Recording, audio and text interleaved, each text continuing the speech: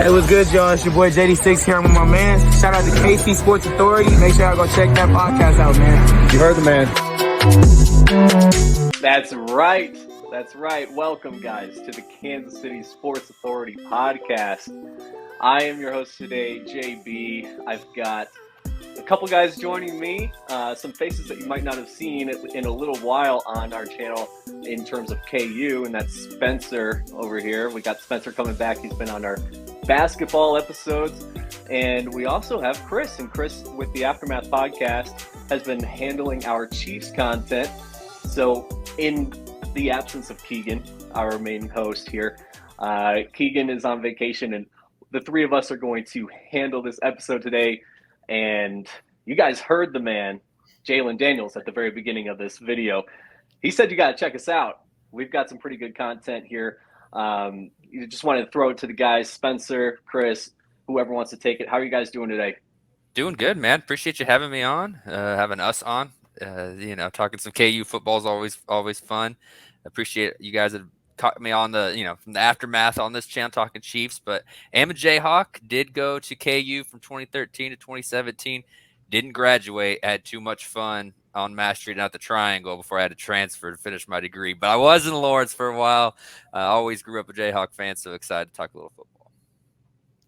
Yes, I'm doing well also, and JB, shout out to stepping in here with the MC with Keegan being out. So I know you're going to do a fantastic job. I'm always down to talk KU football as well. I did graduate from KU, and football looked a lot different when I was there from 2017 to 2019.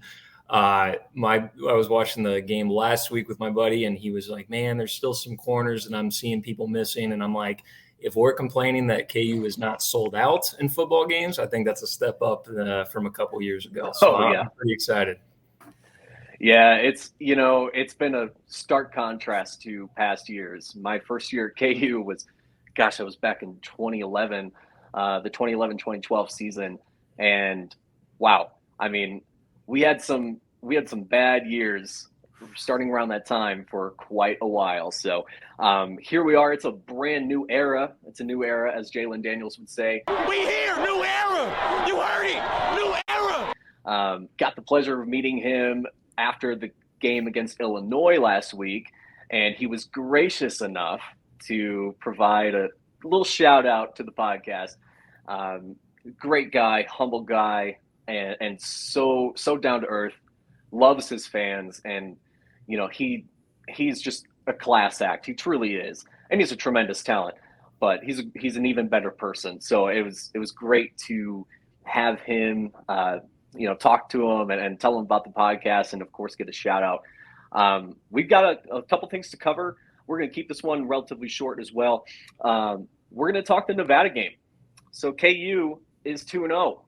We are coming off a big win against Illinois. That game was incredible. We recapped it in our latest KU football episode, so make sure you go back to that episode if you haven't watched it yet, and we'll be sure to cover the Nevada game afterward as well. But talking Nevada, I mean, we're 2-0. We're looking to be 3-0. Nevada's not all that good. They've had their struggles. So if you look at the ESPN SP Plus, they've got a pretty low ranking in just about all the dimensions of their teams. Offensively, defensively, both 126th in the nation. Special teams, not much better at 120th. They're pretty bad. Overall, probably the worst or close to the worst college football program, and I can't laugh at that because it wasn't that long ago when that was us.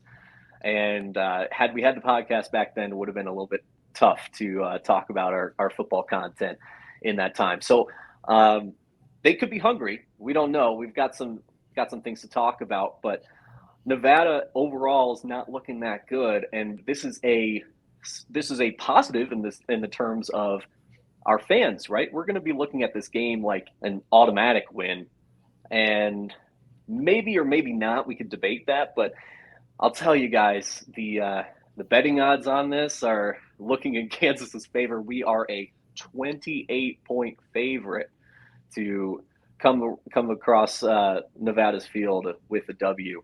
So it's looking pretty good for us. Wanted to just touch on them a little bit here. Nevada is offensively a team, of course, that's going to struggle because they can't really run the ball too much. They average about 2 or 3 yards per carry. Throwing is not that much better. Their quarterback is not going to give them a whole lot of fight in the game in that respect. Defensively, they're giving up a lot of points. They played USC in week 1, gave up 66 points. Granted, USC is a great team, but my gosh, I mean, at 66 points, they really couldn't stop anything. But then in week 2, this is the big kicker. Week 2, they lost 33-6 to Idaho, and Idaho is not that much better. Idaho is a team that shouldn't have scared anybody, much like Nevada is. So to lose that, it's not a good start to their season. They're 0-2, and in fact, dating back to last season, they have 12 straight losses if you count even last season. Of course, there's team turnover year over year, but it's not looking that good. Nevada gives up about 14 yards per pass.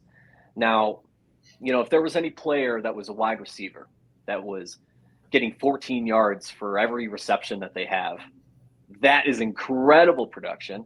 And in fact, that would be Heisman level. One thing I need to caution us on is, of course, that's not going to be the outcome of every single pass that Jalon Daniels throws. But Chris, I was going to throw this to you. What does it mean to you in terms of when you hear that they're giving up 14 yards per pass? I mean, does that just spell a huge blowout victory for you, or what do you think when you hear about that? Yeah, it's time for the offense to eat. I mean, that's what I see when Yeah. I know you see 66 points to USC and you're like, oh, that's, USC, that's Caleb. This KU offense is, I'm not going to say they're USC, but they're not that, they're not as far away as people would think with this quarterback and this group of receivers and even the tight end room, the running backs, like the talent on offense. I mean, you're expecting a 50 burger. Like, that's kind of where I'm at. I know that's crazy to say. Think about 2 years ago saying you're expecting a 50 burger from a KU offense. But with the way this Nevada defense has played for 2 weeks, I get you're on the road. I get it's a 9:30 Central start time. I get there's a lot of factors. I expect the offense to have zero issues and just kind of, do what they've been doing basically since Jalon Daniels been on the field the last 2 seasons. Yeah, Spencer, I don't know if you have anything to add to that, but yeah, it's when you look at a team that's as bad as Nevada, could we get to 50 points? I mean, what do you think, man?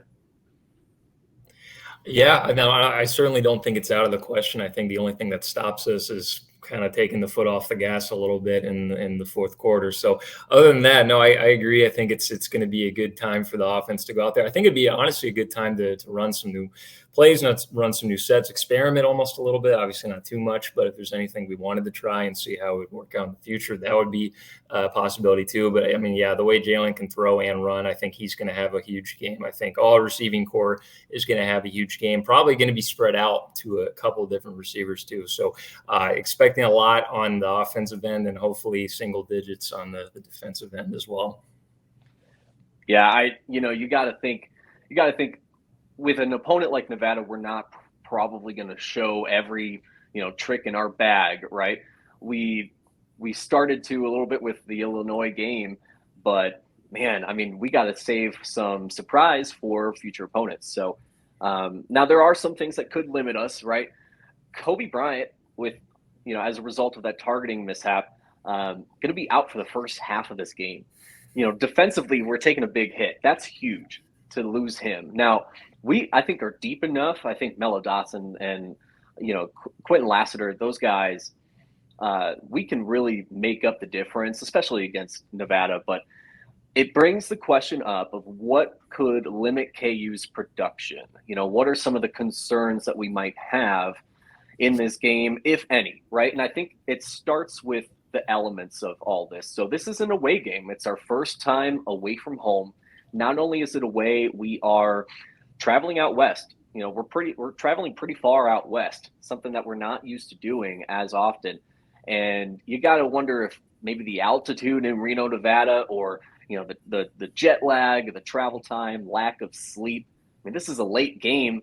It'll be 7:30 start for them, but our guys are gonna be on their own internal clocks of a 9:30 p.m. start time. It's gonna get late. I know they're college kids, but these external factors of just the elements could really play a concern in some people's minds. Spencer, I would love to hear your opinion on that.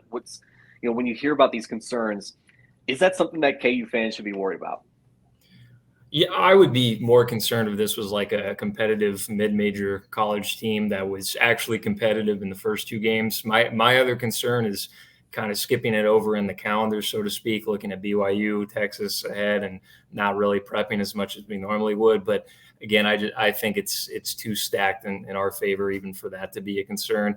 I mean, the 9:30 to 7:30 their time, 9:30 our time start is pretty rough. But again, like you said, these guys are in college. They're probably staying up that late anyway. For me, if I was playing on the team, it'd be a huge problem.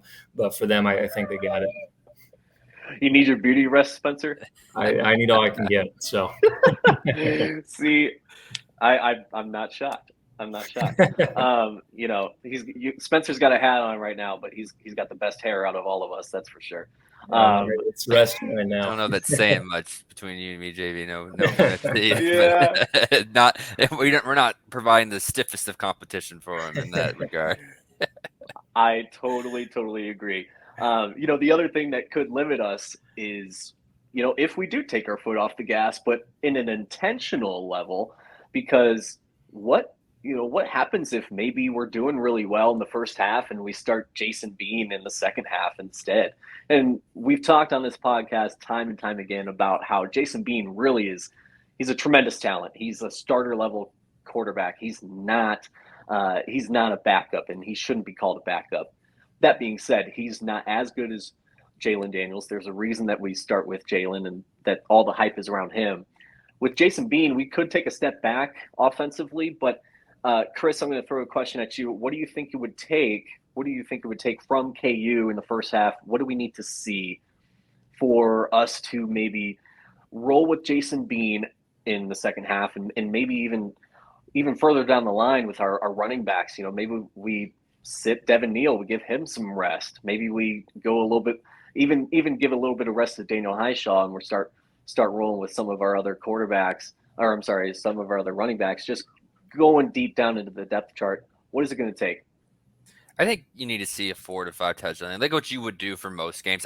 Because again, you don't want to overlook them. You don't want to go into the up 17, 21 points, whatever, at halftime and immediately go to Bean. Like you don't. That's a bad look. There's a lot that can go wrong. Like you still want these guys out playing. So I think it needs to be in that typical blowout, no special treatment just because of the expectations going into this game. That's with the quarterback. Now with the running backs and some of the receivers, is Graham even going to play in this game? I know he's been banged up. I probably wouldn't personally play him if he's on the fence. Like those kinds of guys, along with Neal, like, all right, maybe have a shorter leash, get them out early. But as far as the quarterback, even though Bean is very capable and they'd still probably be 21, 25 point favorites with him as the starter, I think it's just a worse look when it's like, 17, 21 points and you're just pulling them at the start of the third.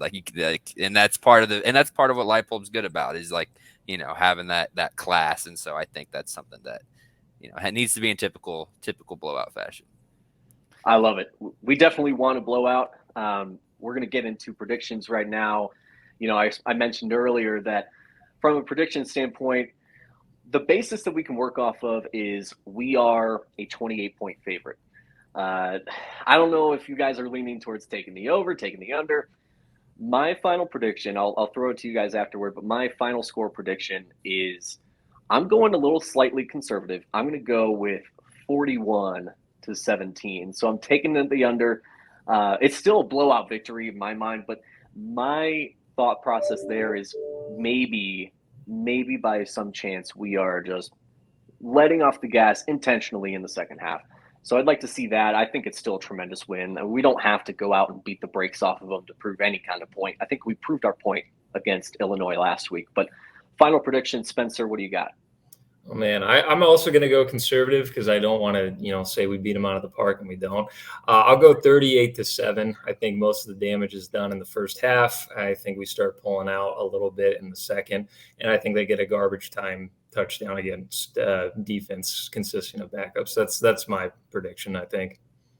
Love it. What about you, Chris?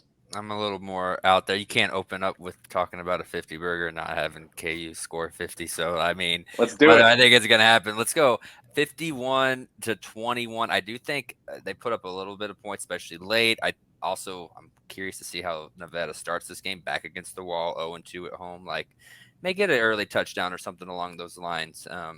So, yeah, I'm going for points. Always points. I love it. Well, assuming that any of those predictions are correct, we would be at 3-0. I'm going to give a quick shout out to Derek Johnson at Rock Chalk Sports Talk and Locked On Jayhawks. He is he does great content, was on the podcast before. In his preview, he had mentioned that the last time KU had back-to-back seasons where they started 3-0 was back in 1991 and 1992. So been a while. Spencer, I don't even know if you were alive in 1992. No, 6 years to go, unfortunately. Yeah, I wasn't either.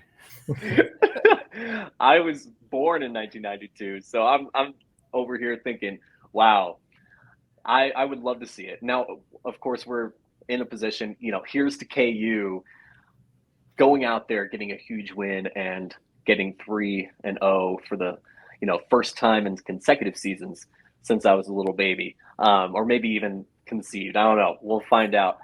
But I think that's just about going to wrap us up on this one. We wanted to keep it pretty short, pretty quick for you guys. The only thing I would point out moving forward, again, come back to the channel and make sure that you're watching our Nevada post-game episode. We are going to, of course, be able to cover that game. And hopefully we're talking about a 50-burger blowout like Chris was talking. Because I want to see that happen. I want to see it every time. Also, jump back to Jalon Daniels. Man, again, we started the video with his endorsement of us. Guys, thank you so much, because honestly, I wouldn't have had the confidence to even talk to him about our podcast if it wasn't for all the recent support. So thank you. We're doing fun things here on the pod, and just hopefully you're around and can tell your friends, and we just continue to grow and do this thing. We got a lot of things in the pipeline. KU football, of course. Chiefs football, of course. But KU basketball is coming on sooner than you think. And Spencer, I know you'll be on those episodes as well. So, get your vocal cords ready. We're ready to talk more on KU as the year goes on. We're starting into an amazing season. So thank you guys for coming on the pod with me. And as always, rock chalk. Rock chalk.